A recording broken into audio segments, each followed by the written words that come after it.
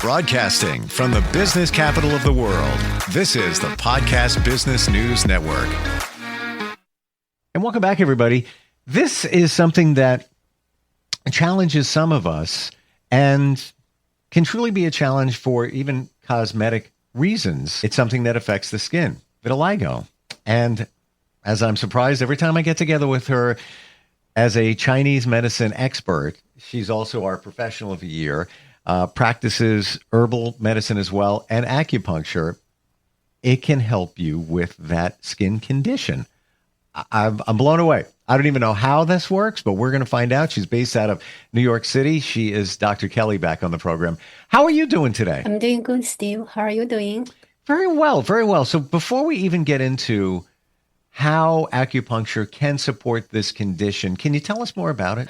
Yeah, in general, vitiligo is like people losing their, pigment in some of their area in the skin or even in the hair. So they may have, the red patches, especially like around the mouth or around the eye or, on the elbow or wrist. Some even have red hair. It's kind of like bothering people because, in general, it looks, kind of like a little bit, strange to some people. People may have like lose confidence. They don't feel encouragement to go to public, social stuff. And it is autoimmune disease. So any autoimmune disease is pretty hard to treat. So it's very difficult. But Chinese medicine have a different definition with Western medicine. So we treat, in a different way. If I'm remembering correctly, that this condition affects the immune system, which then affects the melanin in your skin, and that's where the change in pigment comes from. Am I getting that right? Yes, you are right. Yeah, melanocyte actually is a cell to secrete the pigment, but because the immune system attacking it, so they kind of like either lose their function or their function got damaged. So people can like don't have enough pigment in their body, so then on their skin they have the red patches. Yes, so you're right. And want to add in here, can't ignore it, Michael Jackson. God bless you. As I remember, he had this condition to some degree as well, where it affected the pigment in his skin. How does acupuncture help with this? And what can it do? Can it bring back some of the color? Can it stop the further progression of the immune system mistakenly attacking the pigment in our skin? Good question. So how acupuncture treat? In Chinese medicine, we talk a lot about liver qi stagnation. So actually for this, both Western medicine and Chinese medicine share on this point. We both think stress can cause vitiligo. So people, when they're in a very stressed situation, it may getting worse. So if they're like relaxed, not so stressful, it can getting better. So one of the pattern of the vitiligo in Chinese medicine is liver qi stagnation. So, Chinese medicine, we can use acupuncture, we can use herbs, to soothe the liver, so make the liver qi, more smooth, more moving. When your liver qi not stagnant, then the condition will get better. What are some of the things that people with this condition who you treated have told you? What has changed for them after having some acupuncture for it? Usually, like a lot of people, when they face to this situation, they usually go to Western medicine. Western medicine, it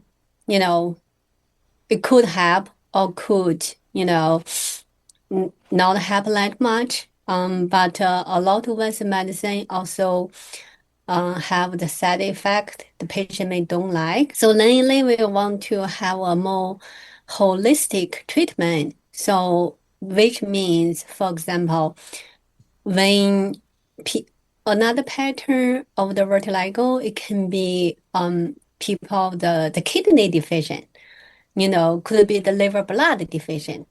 In that way, they also may have like red hair because, the we in Chinese medicine, we say, how strong your kidney is can reflect about like how good your hair is, the color, the shining. So in that way, people may also have lower back pain. So in Chinese medicine, we all treat the root. We go to tonify the kidney. When the patient's kidney strong enough, then they can make, enough blood. They can make their bones stronger enough. They may relieve the lower back pain. Their hair may look shining, have more hair.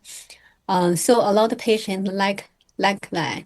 Now I have to imagine, since it is targeting the immune system in our bodies when you do acupuncture for this, that there's some other benefits that may come from it. Is that possibly true? Yeah, that's true. Actually, people come to me, doesn't matter, they come to me just for like pain, like lower back pain, or people come to me for like digestion problem. So in general, I will have some point to strengthen the immune system. So in that way, the whole body will getting stronger. So they may used to like get cold very easily. After some time, they may like, oh, I didn't even get a flu. So yes, their immune system getting stronger. In that way, it's more balanced. Their body in balance, then it's not gonna happen about your own system attack yourself. Have you had people you've worked with through acupuncture for vitiligo tell you that their pigments has changed or the color has come back? Yes, but it's not gonna be happen right away. It does take some time. And also, Chinese medicine is what I love about it. We do talk about, the whole, like about your diet, right? About your emotion, about your sleep. So if a patient like to stay late, they don't want to go to sleep even after 11 p.m., then it's very hard for me to help them. But if they listen, yes, it's more faster. We've mentioned that before, but let's circle back to that. You can do your thing. You can help somebody with Chinese medicine, acupuncture and such, but we have to do our part. What are some of those things, reminders, like going to bed by 11 p.m.? This is not just, Dr. Kelly throwing a number out there when you should go to bed. This is scientifically proven. And let's go back over that and tell us why. And what are some of the other things that we should do to set the stage for acupuncture to give us the best benefit? I really like the question you mentioned. Yeah, so I do my part. I do acupuncture on you. I can give you herb, but you need to do your part. For example, go to sleep no later than 11. Why? You ask the question, why we should go to sleep no later than 11? Because all our organs have their own time, to function and to rejuvenate.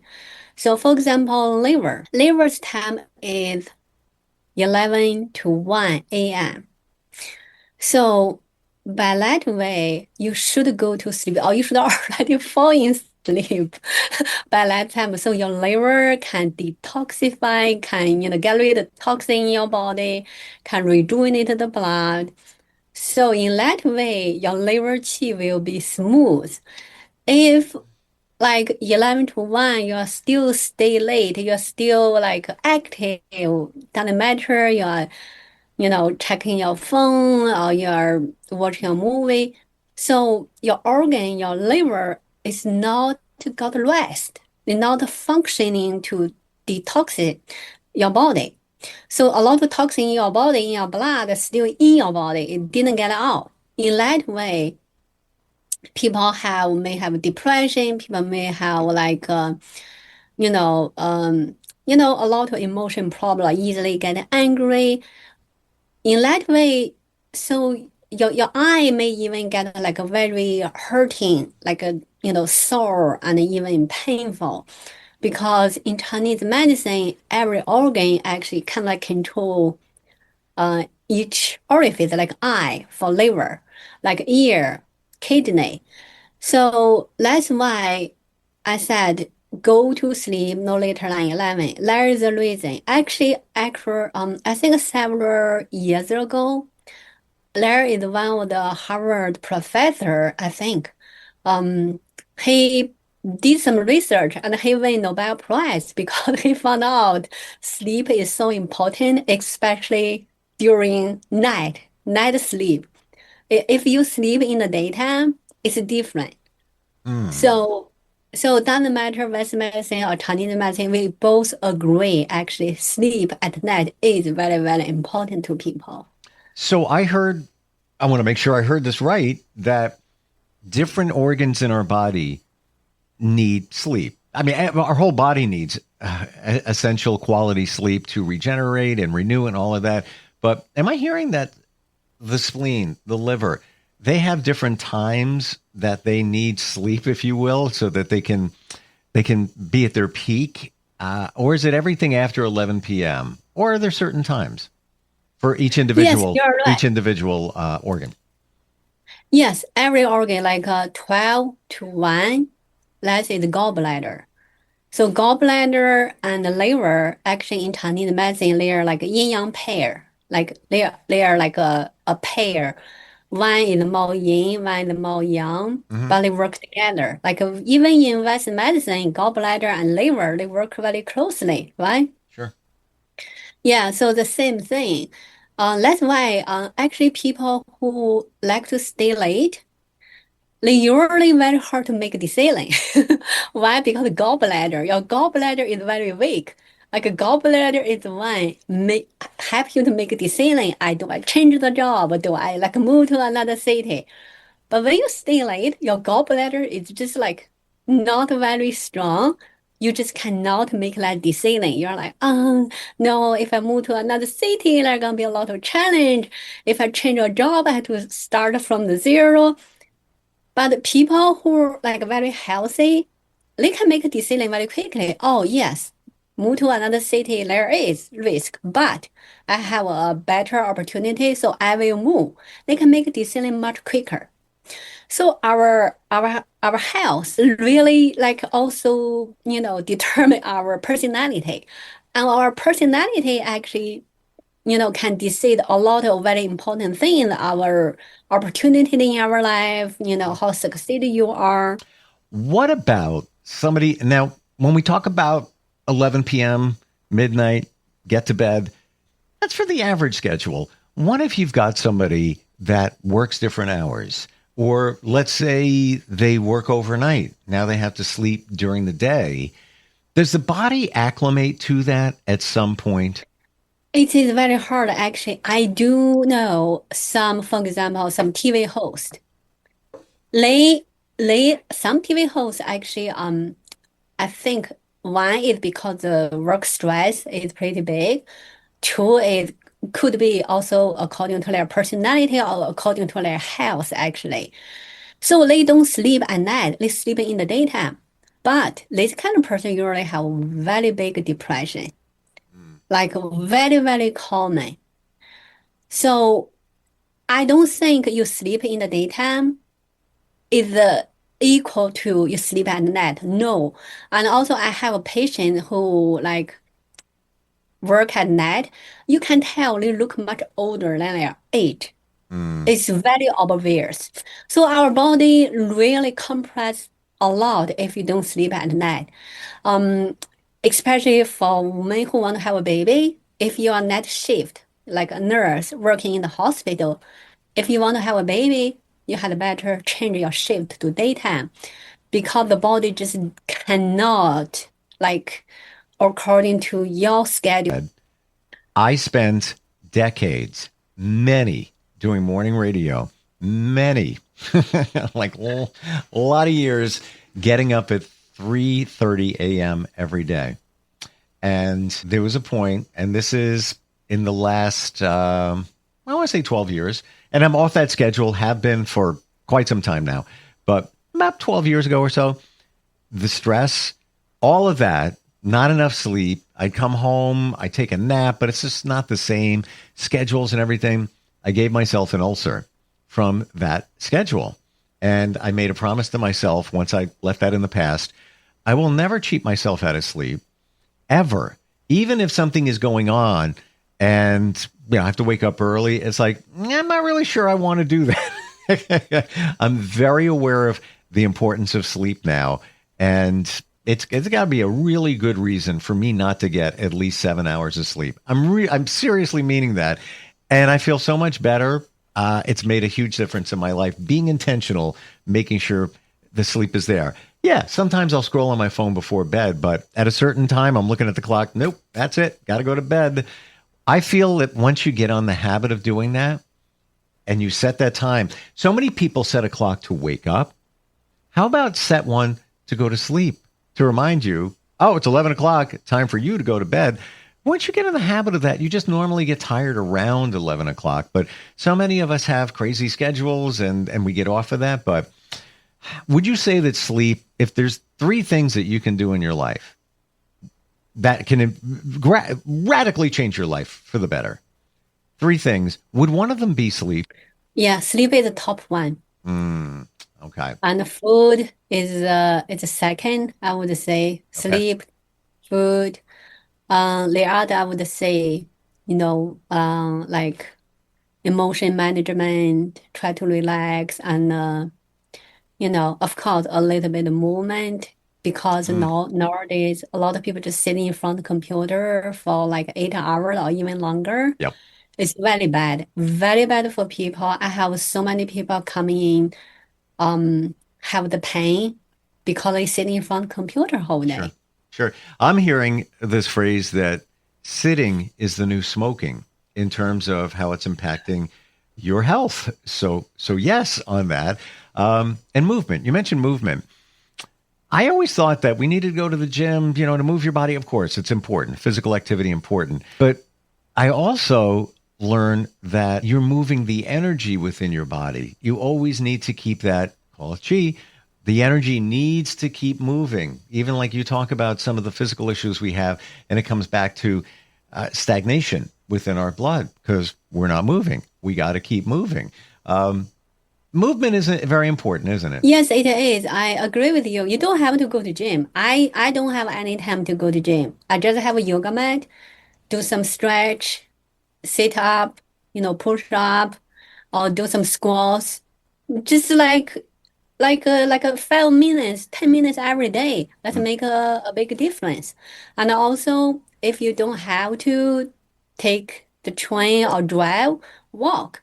Walk also very good. If you can walk every day for like 10 minutes, 15 minutes, that's pretty good. So don't think, oh, I have to go to gym. No, no, no, no, no. Just move. So I want to ask you that question. Don't take let's say, mass transit. If you can walk, if you can get that done, fantastic.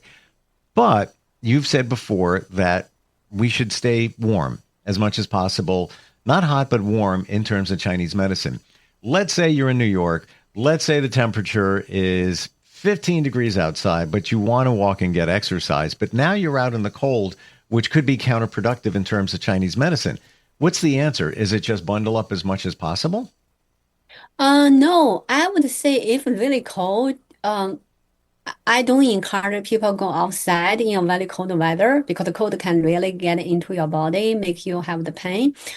And you can do it even inside, just walk around Sure. doing some yoga at home.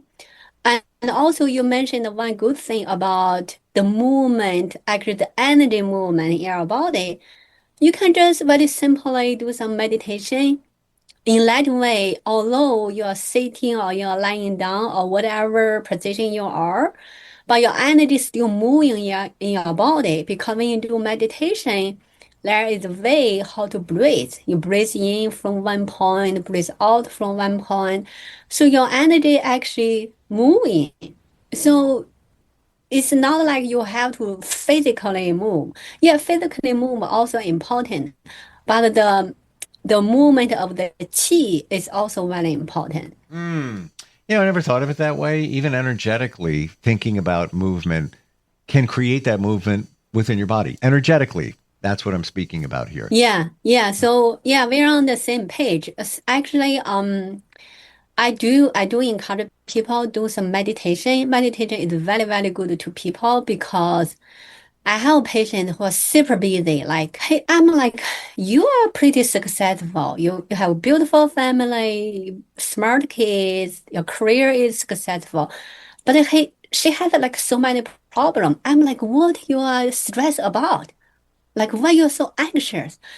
She's like, I have too many things to take care of, to care about. Like, for example, like my daughter, for example, this and that. I'm like, you don't know. Sometimes you need to just empty your brain. Just don't think about anything. Yes. We all need a little moment to really just don't think about anything, but your qi is still moving. In that way, your brain is not active, but the qi is moving. In that way, you actually can have a better idea than you just try so hard to think or to do things. So try the meditation. It doesn't have to be a long time. It doesn't have to be like sitting or lying down or whatever, or doesn't have to be at home. You can do it anywhere. Thank you for saying that. And we don't know that until we know that. And I tell you now, in my world, last number of years, finally realized what that is like and why that sit in silence. Now I crave it. Now I look forward to it. People are like, well, I got to be on a plane for 3 hours. Thank you. I love it. Thank you so much. This is a wonderful opportunity. I just sit there. I have noise canceling headphones, so I block out the noise of the plane and sit in silence. And it is so wonderful. Just like clearing your mind and just... You don't know? Try it. That's all I'm going to say. I know it sounds crazy. How can it make a difference? Just clearing your mind and don't think about anything and be in silence. It makes a huge difference. It really does. As does acupuncture. Kelly121acupuncture.com. Best way to reach you in New York City, correct? Yes. Okay. And I know that there's some things that you can do on a virtual level as well. Thanks you for bringing all of this to our attention today. I know we started with a skin condition, but got us to some of the fundamentals of Chinese medicine, and I appreciate that. Thank you for being here. Thank you, Steve. Thanks, Dr. Kelly. We'll be right back.